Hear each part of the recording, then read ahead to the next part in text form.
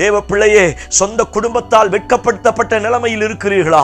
ஸ்தோத்திரம். உங்களை நம்பி உங்களை சுற்றி இருக்கிற அநேக சத்துருக்களால, சில மனுஷீக வல்லமைகளினால மிகவும் நெருக்கப்பட்ட நிலைமையில் இந்த சத்தத்தை கேட்கிறீங்களா?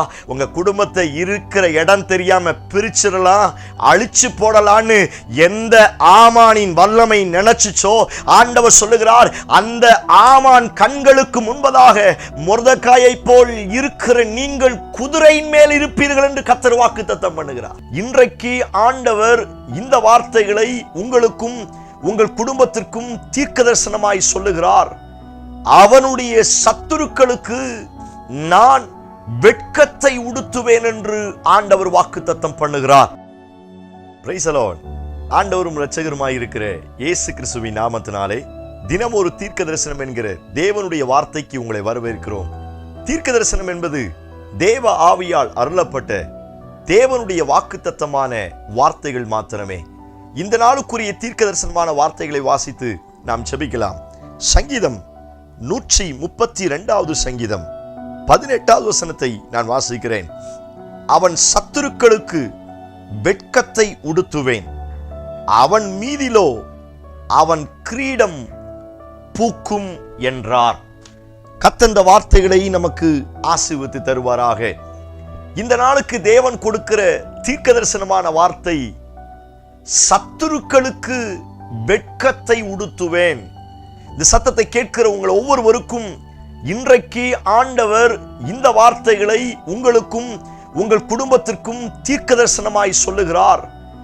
அவனுடைய சத்துருக்களுக்கு நான் வெட்கத்தை உடுத்துவேன் என்று ஆண்டவர் வாக்குத்தத்தம் பண்ணுகிறார்.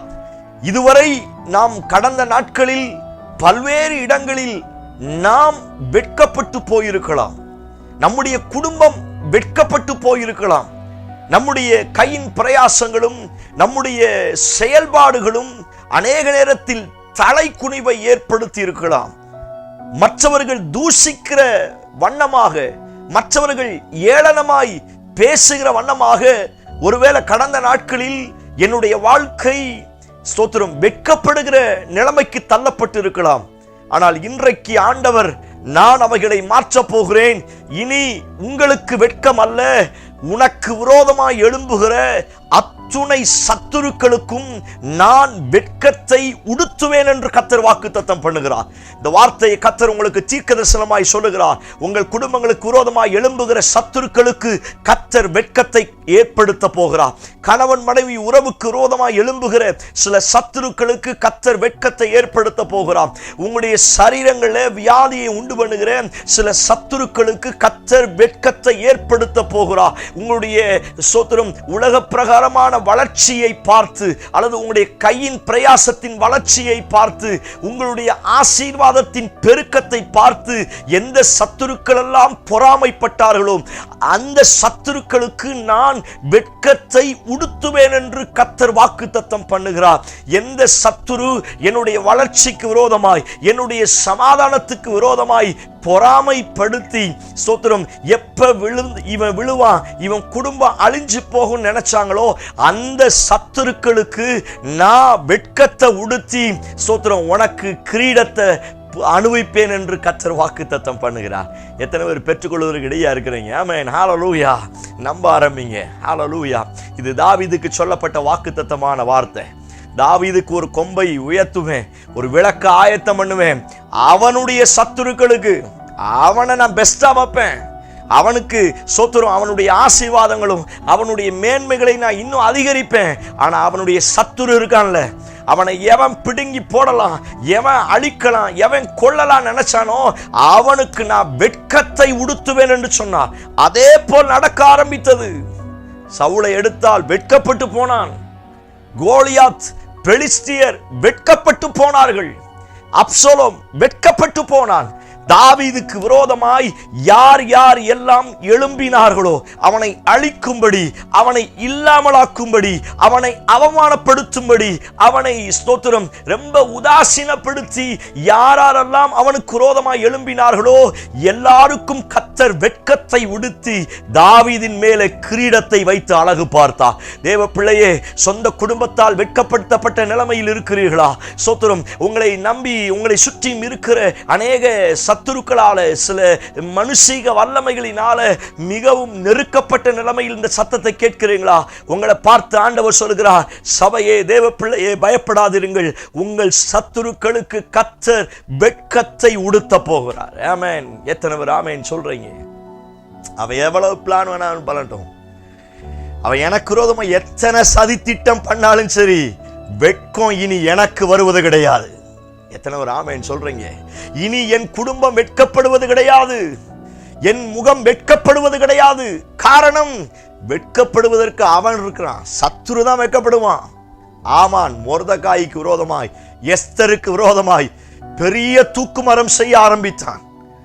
எப்படியாவது அவனை அழிச்சிடலாம், இவன் அவங்களுடைய அந்த யூத ஜனத்தையே குலத்தையே ஒன்றில்லாமல் ஆக்கிடலாம். பல ரீதியில் எழும்பி வந்தான். கடைசிக்கு கர்த்தர் அவனுக்கு வெட்கத்தை உடுத்தி மொர்தெகாயை குதிரையின் மேல உட்கார வச்சு அழகு பார்த்தார். இந்த வார்த்தையை கர்த்தர் உங்களுக்கு தீர்க்க தரிசனமாய் சொல்லுகிறார். உங்க குடும்பத்தை இருக்கிற இடம் தெரியாம பிரிச்சிடலாம், அழிச்சு போடலான்னு எந்த ஆமானின் வல்லமை நினைச்சுச்சோ, ஆண்டவர் சொல்லுகிறார், அந்த ஆமான் கண்களுக்கு முன்பதாக மொர்தெகாயை போல் இருக்கிற நீங்கள் குதிரையின் மேல் இருப்பீர்கள் என்று கர்த்தர் வாக்குத்தத்தம் பண்ணுகிறார். ஓ பிரைஸ் காட்! எவ்வளவு பெரிய மேன்மை பாருங்க. ஆமென். அந்த சம்பவம் நமக்கு தெரியும். ராஜா கணம் பண்ணுகிறவனை என்ன செய்யலாம் அப்படின்னு ராஜா ஸ்தோத்திரம் ஆமானை பார்த்து கேட்கிறார். ஆமானுக்குள்ள ஒரு பெருமை. என்ன பெருமை? ராஜா நம்மளை தவிர வேற யாரை கணம் பண்ண போறாரு அப்படின்னு சொல்லிட்டு இவன் எக்ஸ்ட்ரா சொல்றான். அவன்கிட்ட இருந்த ஆசையெல்லாம் சொல்றான். ராஜ வஸ்திரம் தரிப்பிக்கப்படணும், ராஜா மாதிரி குதிரையில போகணும், பல கனவுகளை சொல்றான். ஏன்னா இவனுடைய திங்கிங் எல்லாம் இவன் நம்மளை தான் ராஜா செய்ய போறார் அப்படின்னு. கடைசிக்கு ராஜா சொன்ன வார்த்தை, நீ சொன்ன அத்தனையும் ஒண்ணு விடாம வாசல்ல காவல்காரனா இருக்கிற மொர்தெகாய்க்கு செய் அப்படின்னார். ஓ பிரைஸ் காட்! இவன் அவனை எப்படா க்ளோஸ் பண்ணலாம், இவனை அழிச்சிடலான்னு, அவன் வேரோட பிடுங்கி போடலான்னு இவன் நினைச்சுக்கிட்டு இருக்கிறான். ஆனா அவனுக்கு முன்பதாக ஸ்தோத்திரம் கர்த்தர் மொர்தெகாயை கிரீடத்துல வச்சு அழகு பார்த்தா. ஸ்தோத்திரம் ஆமான வெட்கத்தினால உடுத்த ஆரம்பித்தார்.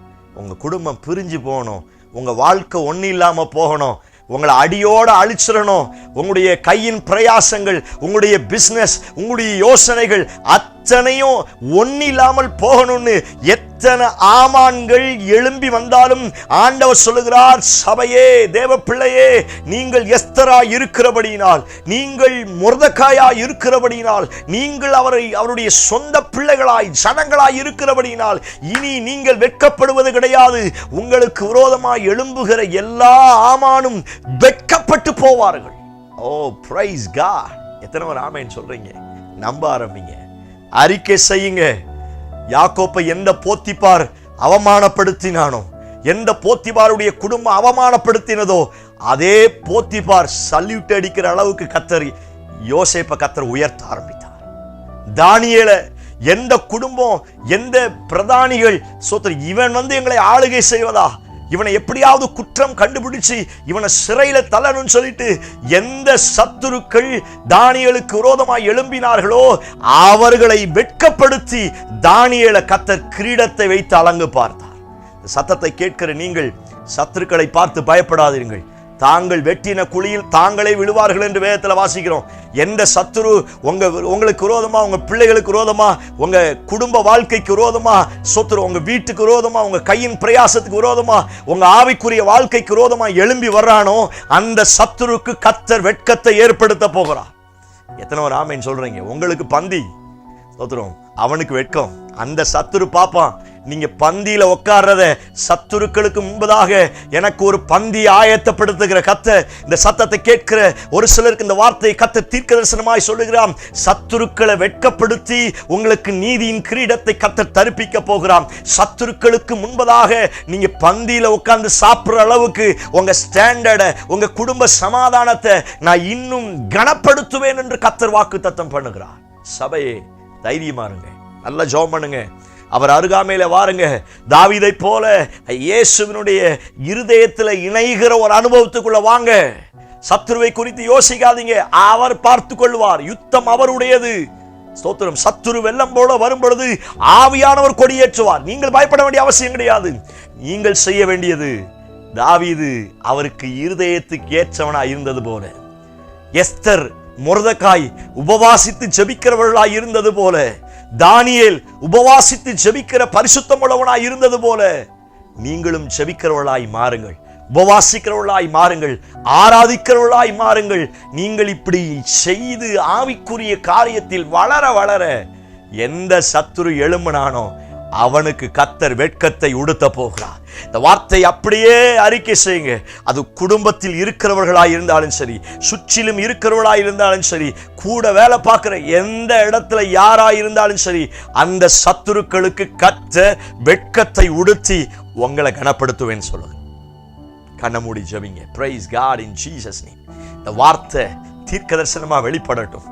யார் இவங்க அழிஞ்சு போகணும்னு நினைச்சாங்களோ, யார் இவங்க இல்லாம போகணும்னு நினைச்சாங்களோ, அந்த சத்துருக்களுக்கு கர்த்தர் வெட்கத்தை உடுத்தி என் ஜனங்களை கர்த்தர் கிரீடத்தினால் அலங்கு பைப்பீராக, அழகுபடுத்தி அவர்களை கனப்படுத்துவீராகப்பா. ஜனங்களுடைய வாழ்க்கையில் அந்த மேன்மையை பார்க்கட்டும். ஸ்தோத்திரம். இவங்க உயர்த்தப்படுகிறது, இவங்க ஆசீர்வதிக்கப்படுகிறத எல்லா சத்துருக்களும் பார்த்து வெட்கப்பட்டு போகட்டும். பெரிய மாற்றங்களை தார் செய்வீர் என்று நம்புகிறோம். இயேசு கிறிஸ்து மூலம் ஜெபிக்கிறோம். ஜெபம் கேளும் நல்ல பிதாவே. Amen, amen, amen. Praise the Lord. நம்பிக்கையோடு இந்த நாளை துவங்குங்கள். உங்களுக்கு இனி வெட்கம் அல்ல. எந்த சத்துரு எழும்புறானோ அவனுக்கு கர்த்தர் வெட்கத்தை ஏற்படுத்துவார். நீங்க தைரியமா இருங்க. இந்த செய்தி உங்களுக்கு ஆசீர்வாதமா இருந்துச்சுன்னா மற்றவங்களுக்கு ஷேர் பண்ணுங்க. அநேகருடைய சத்துருக்கள் இருந்து நம்முடைய பிள்ளைகளை கர்த்தர் காப்பாற்றுவாராக. Amen. Praise the Lord. God bless you.